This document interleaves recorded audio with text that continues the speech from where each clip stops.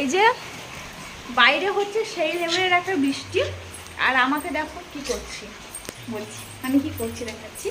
মানে আমি কিছু করছি না, আমার এখানে দুজন বসে কি করছে দেখো, পপসি এন্ড মা। ওরা এসছে একটু বাইরে থেকে, দিল্লি থেকে এসছে। তো এখানে করছে তালের ফুলুরি, এই যে দেখো মা ভাসছে। ব্যাঙ্গালোর থেকে এসছে।